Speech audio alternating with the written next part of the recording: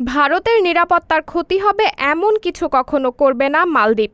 দিল্লিকে মালদ্বীপের গুরুত্বপূর্ণ অংশীদার ও বন্ধু হিসেবে উল্লেখ করে মুজ্জু একথা বলেন। টাইমস অব ইন্ডিয়াকে দেওয়া সাক্ষাৎকারে মুজ্জু বলেছেন, ভারতের সঙ্গে মালদ্বীপের সম্পর্ক সম্মান ও পারস্পরিক স্বার্থের উপর নির্মিত। দিল্লি মালদ্বীপের অন্যতম বৃহত্তম বাণিজ্য ও উন্নয়ন অংশীদার ছিল এবং আছে। ভারত হটাও এজেন্ডা নিয়ে গত বছর প্রেসিডেন্ট হিসেবে মালদ্বীপের ক্ষমতায় আসেন মোহাম্মদ মুইজ্জু। ক্ষমতায় আসার পর প্রতিশ্রুতি হিসেবে ভারতীয় সেনাদের দেশটি ছাড়তে বাধ্য করেন চীনপন্থী হিসেবে পরিচিত মোহাম্মদ মুইজ্জু। তবে ক্ষমতায় আসার 1 বছরের মধ্যেই ভারত নিয়ে সুর পাল্টালেন তিনি। এরই মধ্যে গতকাল রোববার 5 দিনের জন্য ভারত সফরে এসেছেন মুইজ্জু।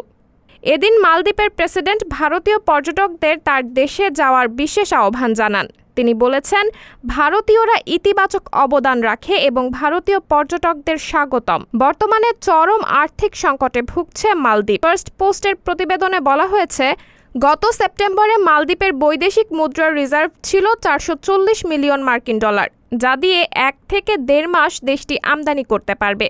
এমন অর্থনৈতিক টালমাটাল পরিস্থিতি থেকে মুক্তি পেয়ে মোদির কাছে সাহায্য চাইবে বলে ধারণা করা হচ্ছে।